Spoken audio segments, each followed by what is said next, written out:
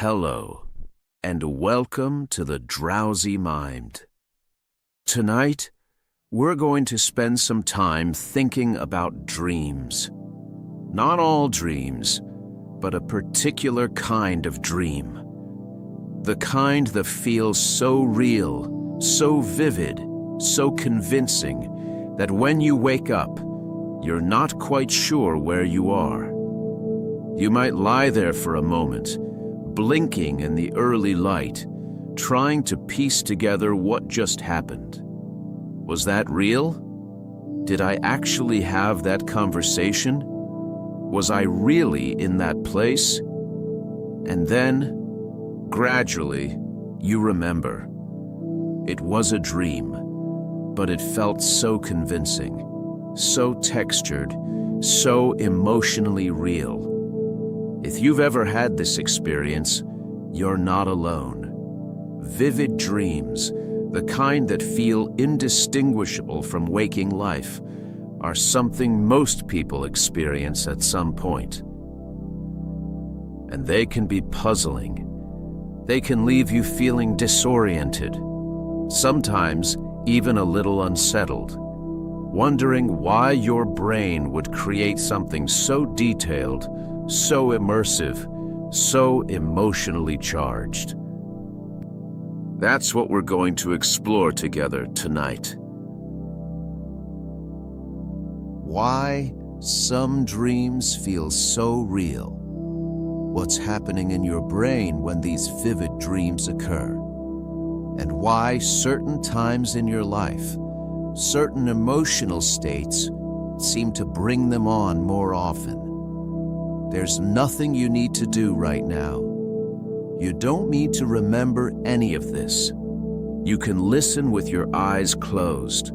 You can let your mind wander. If you drift off before we're finished, that's completely fine. This is just here as something gentle to focus on. If your thoughts need somewhere softer to land. Before we go any further, it's worth saying this. Vivid dreams are not a sign that something is wrong. They're not a symptom of a problem. They're just dreams.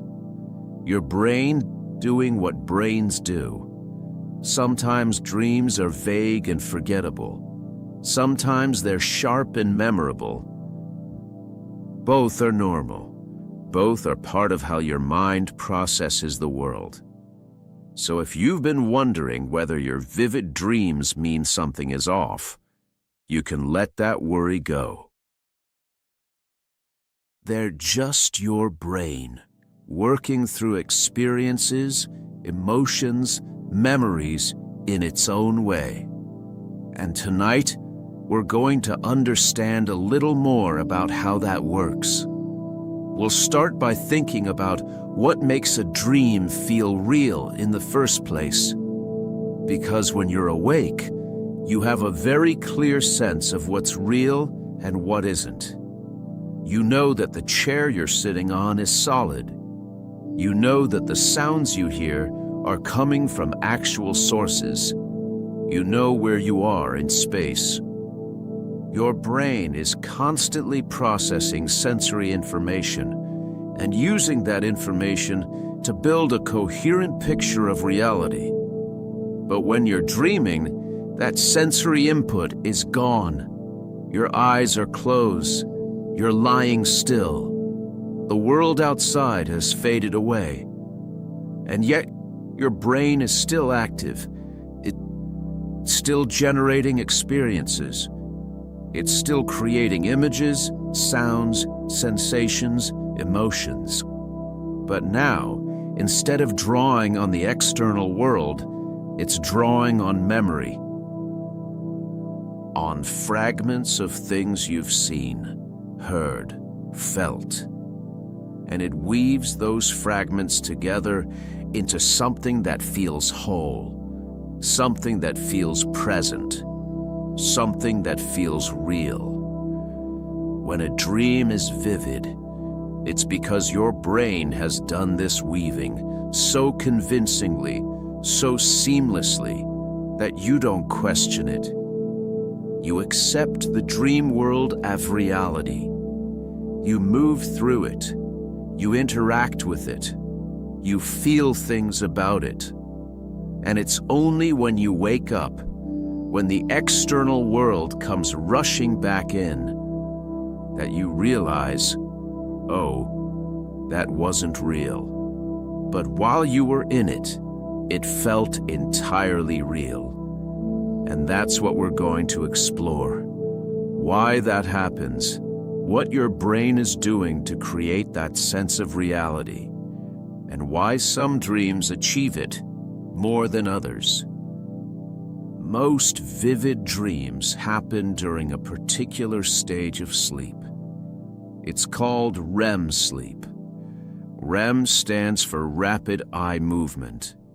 And it's called that because during this stage, your eyes move quickly beneath your closed eyelids, darting back and forth, almost as if you're watching something, which, in a way, you are. You're watching the dream. During REM sleep, your brain becomes highly active. In some ways, it's almost as active as it is when you're awake.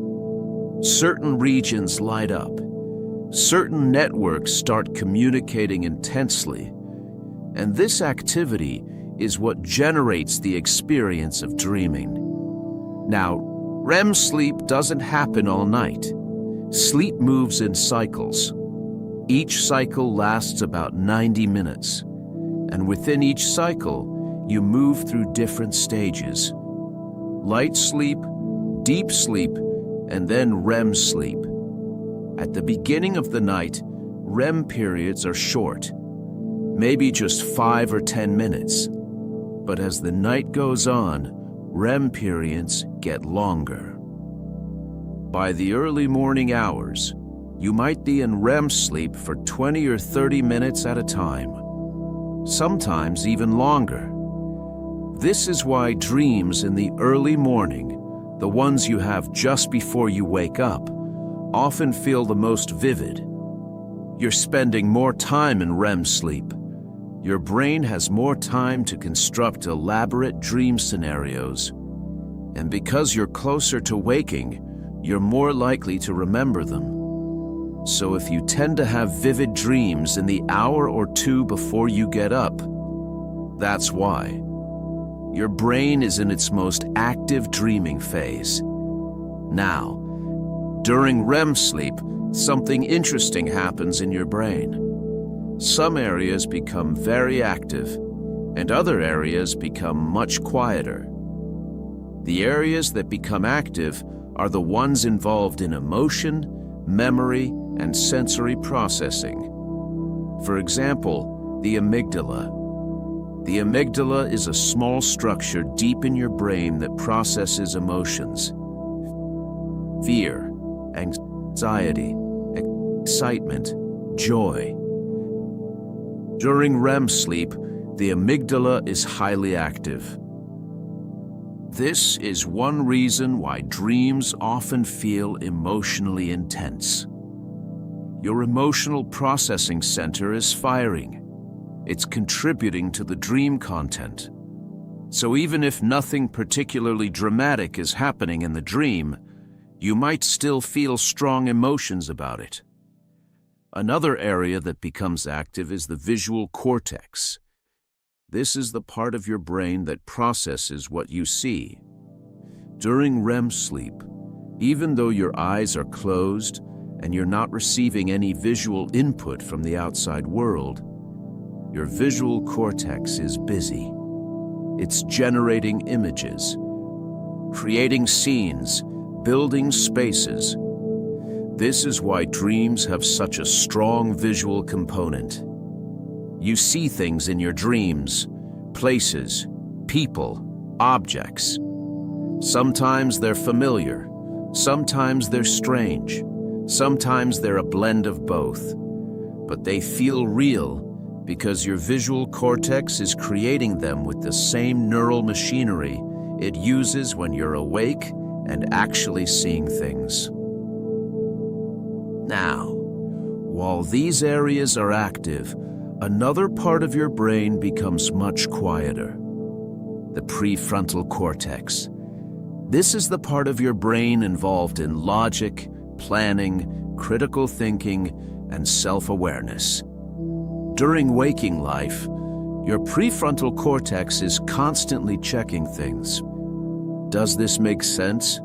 Is this plausible? Am I awake or asleep? But during REM sleep, the prefrontal cortex is much less active. And this is why, when you're dreaming, you don't question the dream. Even if something completely impossible happens, even if you're suddenly in a different place, or talking to someone who shouldn't be there, or doing something that defies the laws of physics, you just accept it. Because the part of your brain that would normally say, "Wait, this doesn't make sense," is offline. It's resting. And so the dream unfolds unchallenged. This combination, high activity in emotional and sensory areas, and low activity in the logical reasoning areas, is what makes dreams feel so vivid and so strange at the same time. They're vivid because your brain is generating rich sensory and emotional experiences. They're strange because there's no logical filter saying, "Hold on, that can't be right." And both of those things are happening at once, creating a world that feels real in the moment, even if it wouldn't hold up to scrutiny when you're awake. One of the most striking things about vivid dreams is how spatially convincing they are. You're not just seeing images, you're inhabiting a space. You know where you are in that space. You can move through it. You can turn around and see what's behind you. You have a sense of depth, distance, perspective. It feels three-dimensional. This spatial quality is part of what makes a dream feel real, and it comes from specific areas of your brain that are active during REM sleep. One of those areas is the hippocampus. The hippocampus is involved in spatial memory. It helps you remember where things are, how to navigate spaces, how to get from one place to another. During REM sleep, the hippocampus is active, and it's contributing to the dream by pulling up spatial information from your memory. So the dream might place you in a room you've been in before, or a street you used to walk down, or a building you once visited. Sometimes it's a blend of different places. Sometimes it's completely invented. But even when it's invented, it still feels spatially coherent.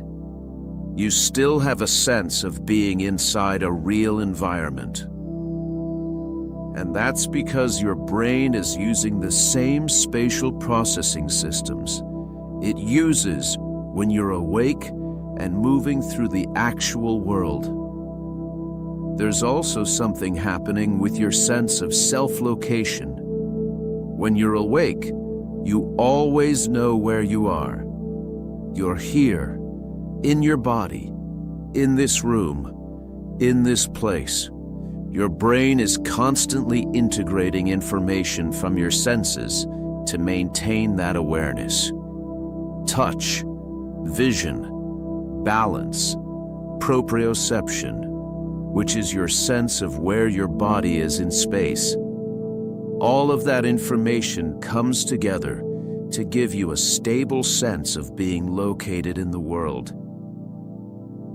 During a dream, you don't have external sensory input, but your brain still generates a sense of location.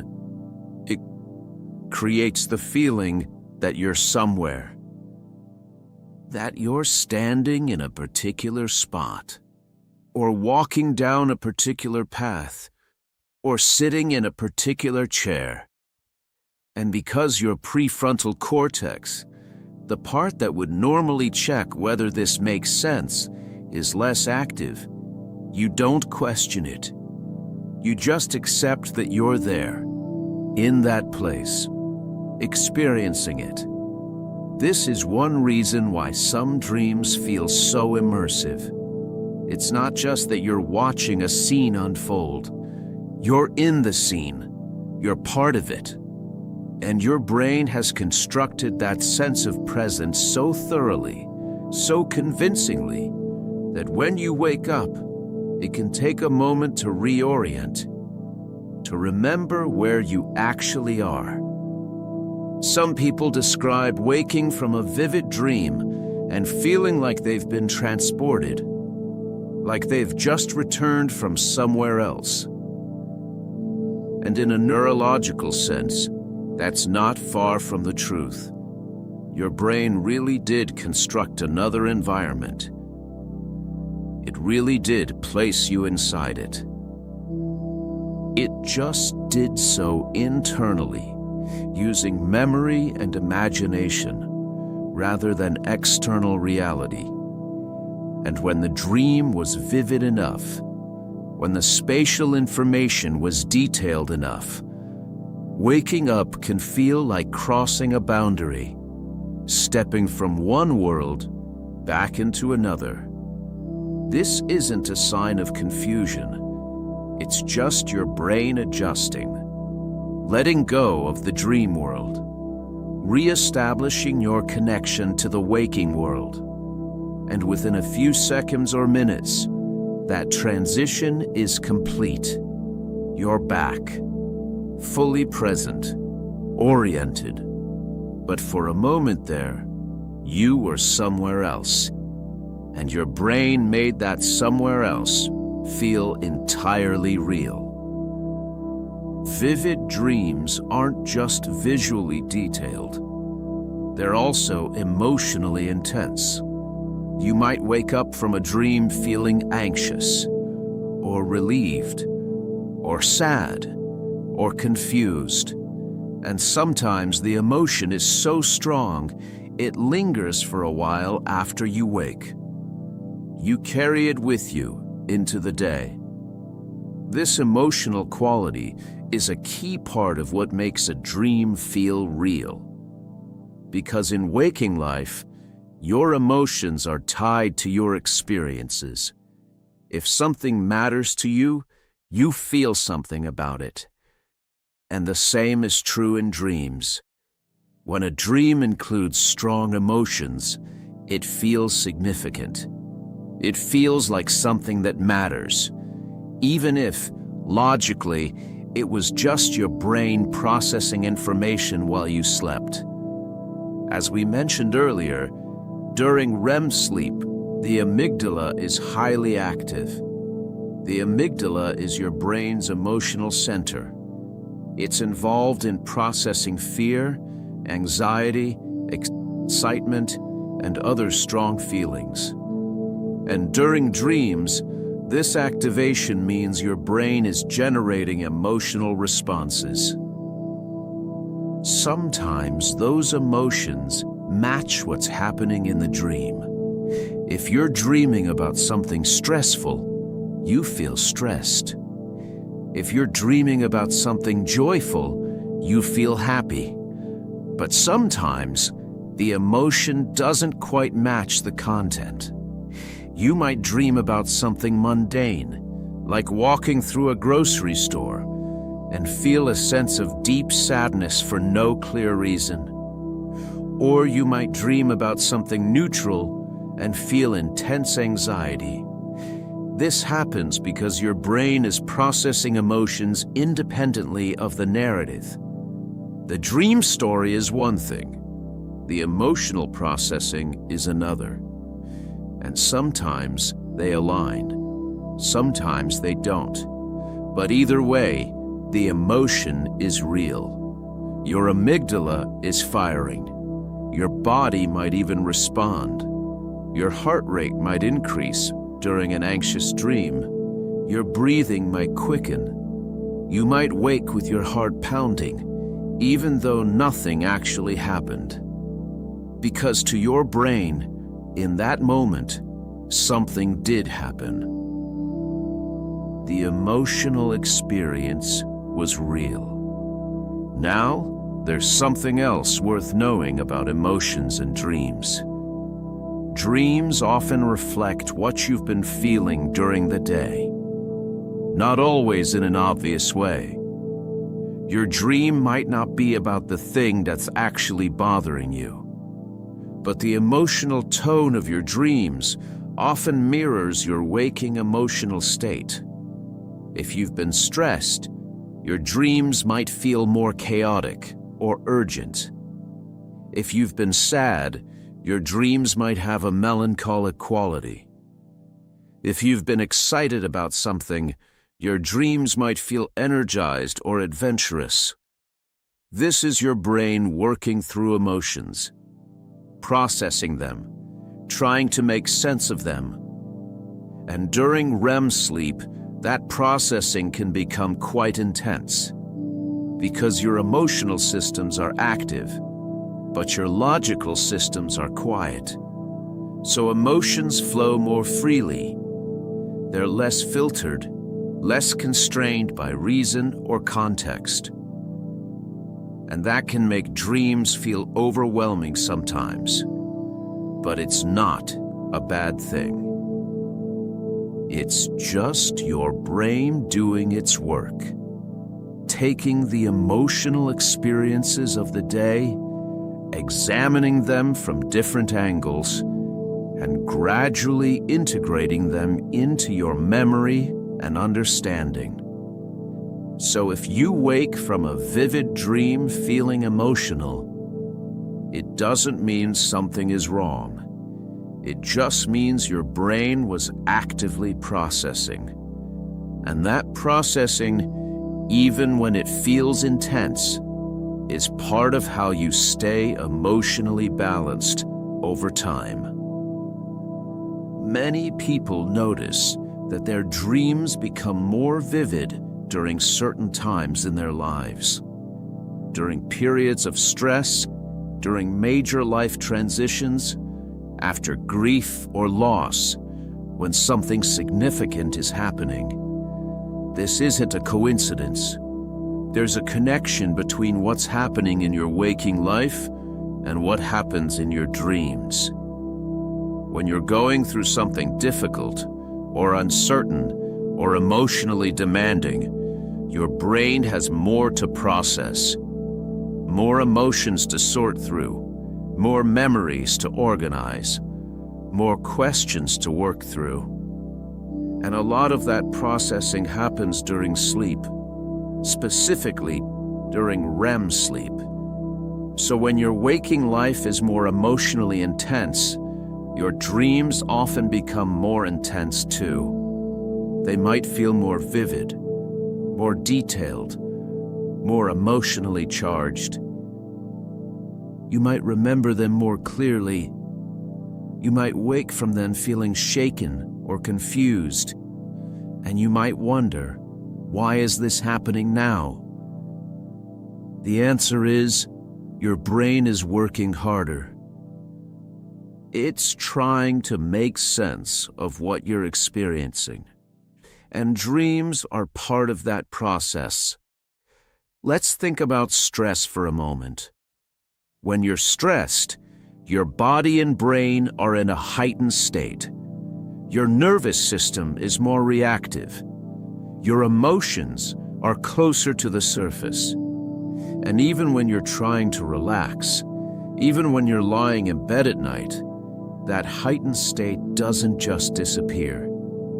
It carries over into sleep. During REM sleep, your brain processes the emotional experiences of the day. And if those experiences have been stressful, the dreams might reflect that stress. Not necessarily in a literal way. You might not dream about the actual stressful situation, Instead, you might dream about being late for something, or being unprepared, or trying to do something and finding that you can't.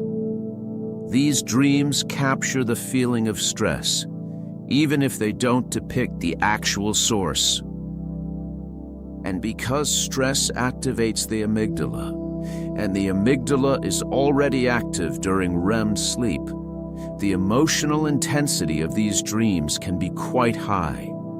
You might wake feeling anxious, or relieved that it was just a dream, or still carrying some of that stress into the day. Life transitions work in a similar way. When you're going through a major change, moving house, starting a new job, ending a relationship, becoming a parent, your brain is adjusting to a new reality. It's updating its understanding of the world. It's forming new memories. It's letting go of old patterns. And during sleep, especially during REM sleep, that adjustment process continues. You might dream about the old life and the new life blending together. You might dream about people or places from your past appearing in your present. You might dream about scenarios that feel symbolic of the transition you're going through. These dreams can feel quite vivid because your brain is actively engaged in processing significant change. And change, even positive change, requires a lot of mental and emotional work. Grief is another time when dreams often intensify. When you've lost someone or something important to you, your brain is working through that loss. And sometimes that work happens in dreams. You might dream about the person you've lost. You might dream that they're still here. You might have conversations with them. And when you wake, the loss hits again. Because for a moment, in the dream, they were there. And then you remember, they're not. These dreams can be painful, but they're also, in a way, part of the healing process. Your brain is holding on to the memory of that person. It's integrating the loss into your understanding of your life. It's allowing you to process the grief, bit by bit, in the safe space of a dream. None of this means your brain is malfunctioning. It just means you're human. And your brain is doing what human brains do when faced with stress, change, or loss. It's working through it, slowly, gently, in the background. And sometimes that work becomes visible in the form of vivid dreams. Let's talk about what it feels like to wake from a vivid dream. That moment, just after you open your eyes, when you're not quite sure where you are, or what time it is, or whether what you just experienced was real. This disorientation is very common, and there's a reason for it. When you're deep in a vivid dream, your brain has constructed a complete reality. A place, a situation, people, emotions. And for the duration of that dream, that reality is the only one you know. Your brain isn't thinking about your actual bedroom or your actual life. It's fully immersed in the dream. But then you wake, and suddenly your brain has to switch contexts. It has to let go of the dream world and reconnect with the waking world. This transition doesn't happen instantly. There's a brief period, sometimes just a few seconds, sometimes a minute or two, where your brain is recalibrating. It's processing sensory information again. The feel of the sheets, the temperature of the room, the sounds. It takes a moment. That gentle recalibration helps you find your footing again in the waking world. The light coming through the window, the sounds of the morning, and it's using that information to rebuild your sense of where you actually are. During this recalibration, you might feel a little foggy, a little confused. You might lie there, blinking, trying to remember, wait, was I really just talking to that person? Was I really in that place? And then, gradually, the dream starts to fade. The details blur. The emotional intensity softens, and you settle back into waking awareness.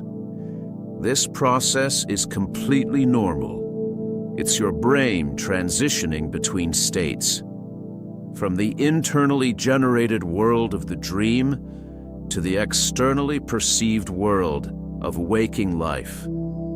Some people experience this more intensely than others. Some people wake from vivid dreams, feeling immediately alert and oriented. Others need a few minutes to fully come back. Both are normal. It just depends on how deeply you were in the dream and how quickly your brain makes the shift. There's also something called hypnopompic hallucinations. These are brief sensory experiences that can happen in the transition from sleep to waking. You might see something that isn't there, or hear a sound, or feel a presence in the room. These experiences are related to the fact that your brain hasn't fully switched modes yet. Part of it is still in dream state, generating internal perceptions. Part of it is starting to process external reality, and for a brief moment, those two things overlap. Hypnopompic hallucinations can be startling, but they're harmless. They're just a quirk of the waking process, and they fade quickly, usually within seconds, as your brain fully transitions to wakefulness. The disorientation that comes with waking from a vivid dream, whether mild or intense, is simply your brain doing its job, letting go of one reality and reconnecting with another.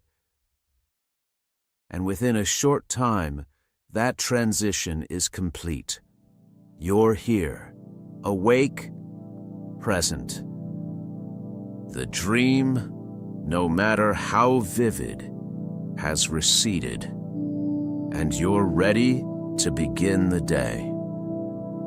When you wake from a particularly vivid dream, it's natural to wonder what it meant, especially if the dream felt significant, if it was emotionally intense, if it involved someone important to you, if it felt symbolic in some way.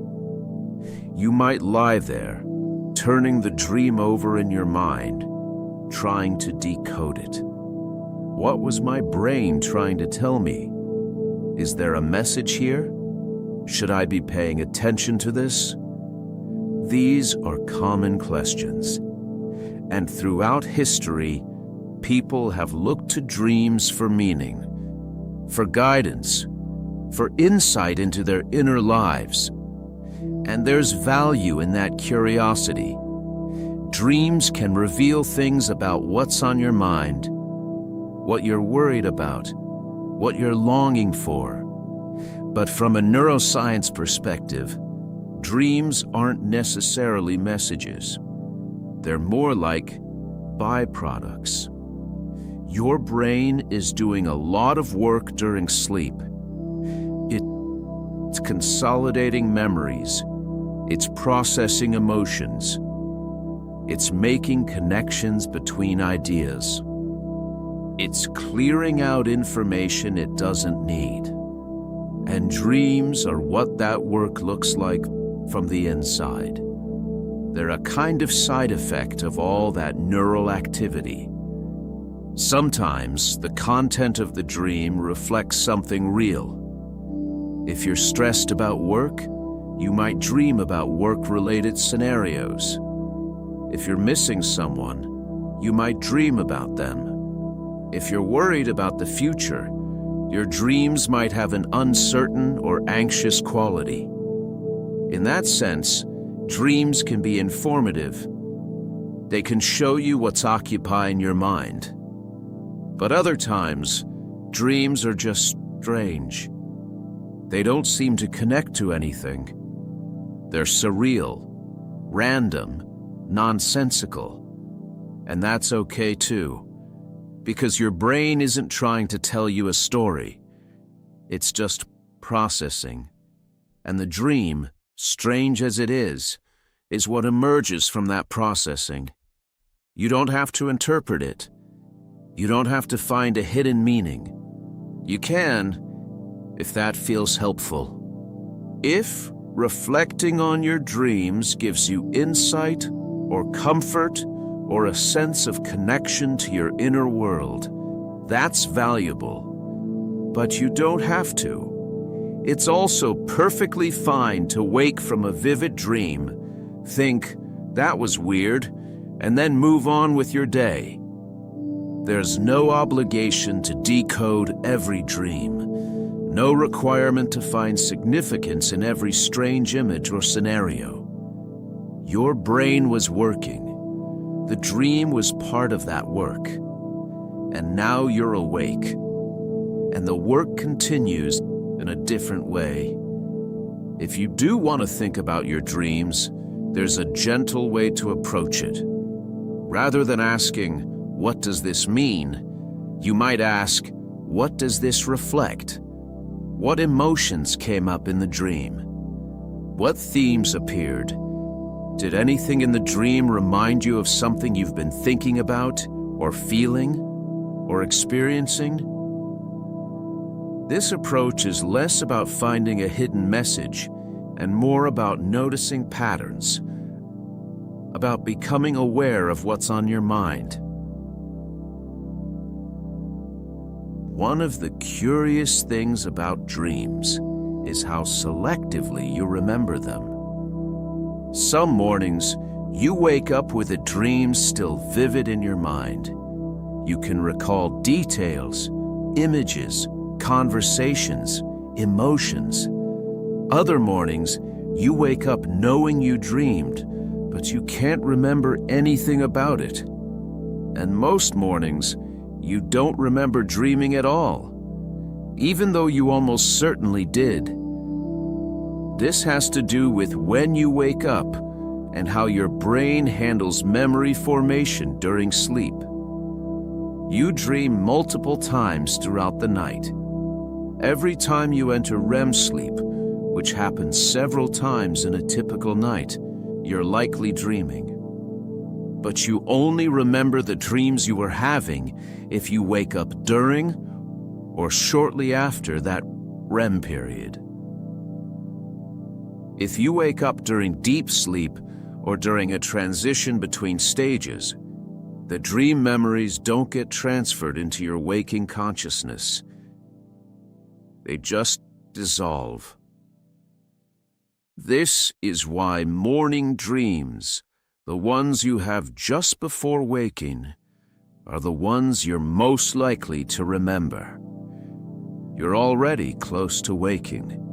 Your brain is transitioning, and so the dream content is fresh, accessible, still present in your working memory. But even then, dream memories are fragile. They fade quickly. If you don't think about the dream right when you wake, if you immediately get up and start your day, the memory might slip away within minutes. This is normal. Your brain prioritizes waking experiences over dream experiences. Once you're awake, your attention shifts to the real world, to what you need to do, to where you need to be. And the dream, no matter how vivid it felt, becomes less important. So it fades. Some people remember dreams more often than others.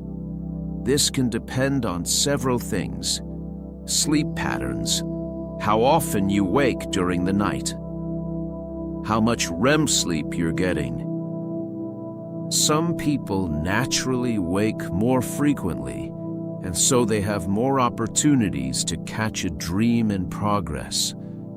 Others sleep more deeply and continuously, and so dreams come and go without ever entering conscious memory. Neither pattern is better or worse. They're just different. If you rarely remember your dreams, it doesn't mean you're not dreaming. You almost certainly are. You're just not waking at the right moment to remember them. And that's fine. Dream recall isn't necessary for sleep to be restorative. Your brain is still doing all the important work, whether you remember it or not. If you want to remember your dreams more often, there are gentle ways to encourage that. One is simply to pause when you first wake up. Before you move, before you check your phone, before you start thinking about the day. Just lie there for a moment and see if any dream images come to mind. Sometimes, just giving yourself that space, that quiet moment, is enough for the dream to surface. But, again, this is optional. You don't have to remember your dreams. You don't have to work at it. Sleep does what it needs to do, with or without your conscious awareness. We've spent some time tonight thinking about vivid dreams. Why they happen. What's going on in your brain when they occur. Why they feel so real, so spatially convincing, so emotionally intense. And why certain times in your life seem to bring them on more often. Dreams can be puzzling. They can be beautiful. They can be unsettling. They can be strange. But they're all, in the end, just your brain doing its work, processing the day, sorting through emotions, organizing memories, making connections. And sometimes, that work produces experiences that feel extraordinarily real. So real that you wake up disoriented, unsure for a moment where you are. And that's okay. It's just your brain transitioning. Letting go of the dream world, reconnecting with the waking world. If you've been having vivid dreams lately, and wondering why, maybe this has given you some gentle understanding. Maybe you're going through something: stress, change, grief, transition. And your brain is processing that, working through it, in the background, while you sleep. Or maybe you're just sleeping more deeply into those early morning REM periods and catching dreams you might not usually remember. Either way, vivid dreams are not a sign that something is wrong. They're not a problem to fix. They're just dreams. Part of the natural rhythm of sleep. Part of how your mind takes care of itself. You don't need to control them. You don't need to understand them. You can simply let them be. Let them come and go. And when you wake, whether you remember them or not, know that your brain was working quietly, gently, doing what it needs to do. And tonight, when you fall asleep, it will do that work again. You might dream, you might not remember, but either way, your mind will be taking care of you. Processing, organizing, restoring, and in the morning, you'll wake, ready to begin again. Thank you for listening, and sleep well.